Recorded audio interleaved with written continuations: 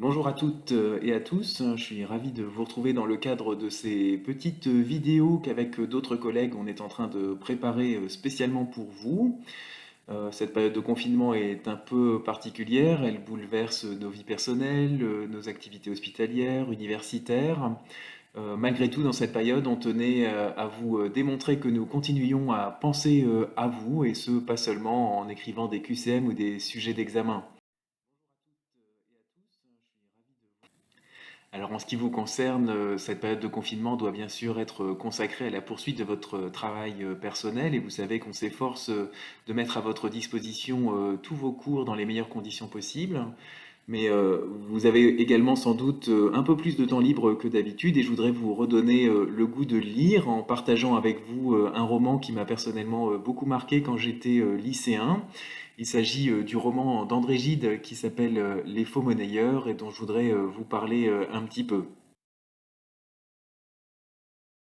Alors c'est un roman écrit par André Gide en 1925, et c'est un roman majeur de la littérature française du XXe siècle qui s'inscrit dans l'époque du nouveau roman. C'est un livre intéressant à plusieurs points de vue. Alors comme tout roman, vous avez bien sûr un fil narratif qui se déroule tout au long des pages, mais vous avez également une ponctuation de cette narration par d'autres styles littéraires, en particulier des extraits du journal intime d'un des personnages principaux, mais également des lettres que s'échangent les personnages entre eux.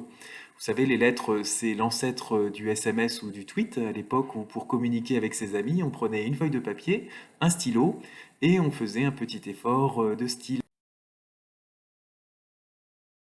Alors le roman s'ouvre sur un événement majeur qui arrive à l'un des personnages principaux du livre, qui s'appelle Bernard et qui est lycéen, et qui apprend dès les premières pages du roman que son père n'est pas son père biologique.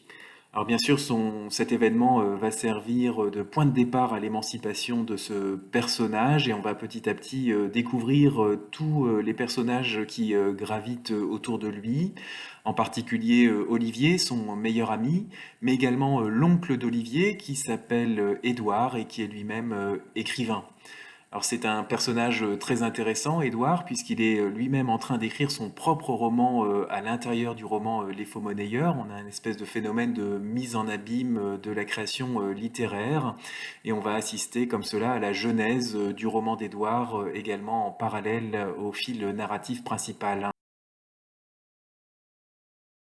Alors, Bernard et Olivier évoluent dans un milieu culturel et artistique qui n'est pas toujours tendre. Vous avez certains personnages diaboliques qui tentent de les influencer ou d'influencer d'autres personnages. Ce sont des personnages opportunistes qui essayent de tirer profit de certaines situations en faussant les sentiments qu'ils éprouvent.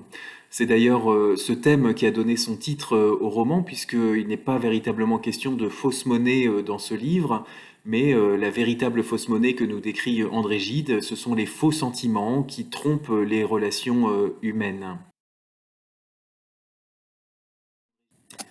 Voilà, c'est donc un roman très intéressant qui fourmille de plusieurs histoires entremêlées avec beaucoup de personnages, tantôt très attachants, tantôt plus détestables, mais qui sont en tout cas toujours bien décrits.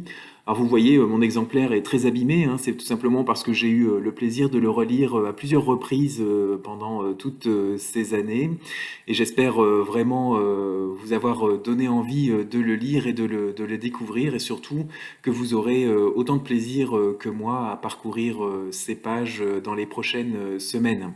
Voilà, je vous souhaite une bonne continuation. Je vous souhaite également de prendre soin de vous et de vos proches, hein, que ce soit en stage ou dans votre vie personnelle. Souvenez-vous qu'on est vulnérable et qu'il faut faire attention. Je vous souhaite bien sûr beaucoup de courage pour votre travail, et je vous dis à très bientôt.